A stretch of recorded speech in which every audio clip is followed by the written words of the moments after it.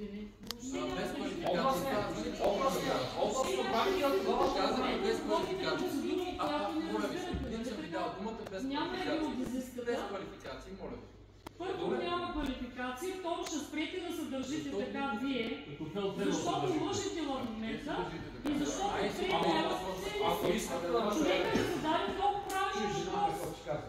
Крушария Кейко и генерал Тошево направиха точно това друга фирма от Варна. Аз понеже съм от Варна и бях на тези обсъждане. Но Общинския съвет ме поканиха да слушам. Общинския съвет го заобиколиха, защото той беше против. Събраха 3 общини, 3 проекта направиха в едно и в момента нямат дума. Това ви питах и това е отговор. Няма думата общинските съвети. Значи, ако в момента сме 2 общини, какво става?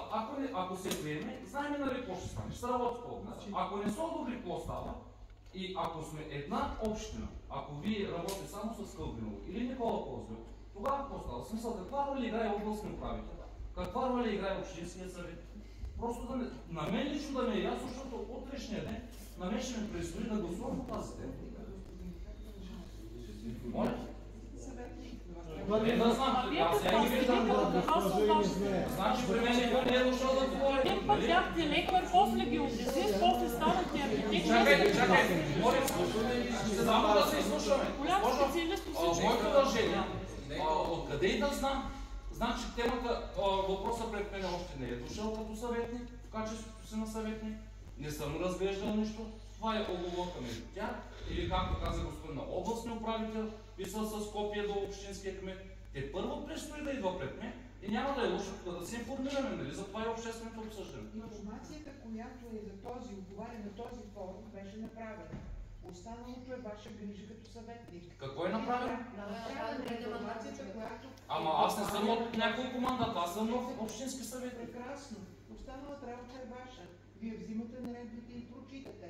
Кое след кое и заради кое се прави. Когато има 2 съседства на 2 общини, техните интереси и защити се поемат от областния управител. Това е неговата задача. И дава това разрешение и допуска да се направи проектиране върху тази територия. Ако има проблеми от екологичен характер, което разглеждаме днес, те се обсъждат и тогава, ако не отговарят на условията на средата, тогава те се променят. Няма други фактори, които да предизвикват нови промени. Това, за което вие говорите, има различен характер от нещото обсъждане и ви моля, прочетете наредбите, преди да задавате въпроси. Не е учебно. Напълно разбирам какво говорите. Значи аз като съветник ще седна, даже още днес ще седна, ще почвам да чета. Но това ще е ясно само за мен. Едно, че на мен не ми е ясно, искам да питам, нали, като авансова информация, защото утрешния ден аз ще гласувам по тези въпроси.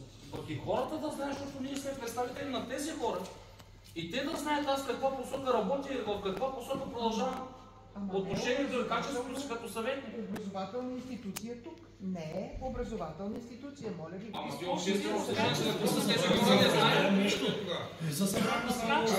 Тези хора от същия ден ще ме питат, господин съветник, ние сме ви гласували доверие и вие на къде фашат, ние не искаме или пък искаме. Вие защо против гласувате нашите желания или пък искане? За всяко проектиране има ред. За всяко проектиране. Просто с 2-3 думи от какво става по-натам, областно управител, къде може да роля и съветник това е? Първата стъпка при реализацията на инвестиционното предложение е общия устройствен план. Миналата година, може би вече стана по-миналата година, общия устройствен план на община Калиново беше изменен целево, за да се реализира този ветропарк. Бяха отредени 9 имота за техническа инфраструктура, производство на електрическа енергия. Този общ устройствен план и изменението целево за изграждането на ветропарка минава през Общински съвет и е получил одобрението на Общинския съвет, с което е влезъл в сила. Това дава вече възможност да се премине следващия етап, а именно проектиране и изготвяне на подробни устройствени планове и съответно доклад за ОВОС. Тоест Общинския съвет е бил наясно още миналата година, че такава инвестиция предстои. И има удостоверение от кмета на община Калиново, че сме в друга община в момента, което казва, че няма постъпили възражения следствие уведомяването за това инвестиционно предложение, което е публикувано от един месец на страницата на общината и на всички места за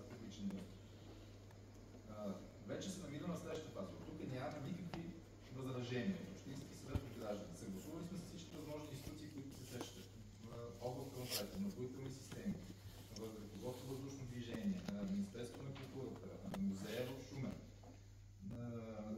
общинските служби за земеделие, всички общински досежни тези проблеми, административни органи са уразумени. Няма нито едно отрицателно становище. От мен са регионалната здравна инспекция е написала становище, РИОСВ са се произнесли в всички етапи до момента. Какво може да се разбирам, че миналия мандат, които са били общински съветници, те са информирани и знаят, че това ще ги предстои. Това ли да го разберат? Те са обсъждани. И като точка най-вероятно е имало пред тях, който най-вероятно да упълномощят кмета за изменение на общо устройствен план на общината за изграждане на ветропарка Калиново. Това е била и преписката, която... А в този общинския съвет какво е минало през тях? Тя го говоря. Не е Те са обсъждано ли? общински съветници, извинявай, господин Ахмед. Господин Ахмед, извинявай. Те не са общински съветници да кажат община Калиново. Не, те казват, че са информирани на общинския съвет. Добре, но мислим, че има по-важни въпроси. Този човек дига ръка, другия дига ръка. Нещо Нека малко да мислим към други въпроси. По-важен въпрос е, кое е по-важно, след като зависи всичко от общинския съвет до някъде. Значи областният управител в момента докъде може да се меши в този момент на областния управител. Значи вие много добре казахте, че той е човек. Ако не мине през общинската сесия, не е одобрен това, което вие предлагате в момента, какво ще стане тогава? Областният управител да прави, той трябва да има съгласуване с двете общини. Темата е извън доклада по област. Опитахме се да отговорим най-искрено и коректно.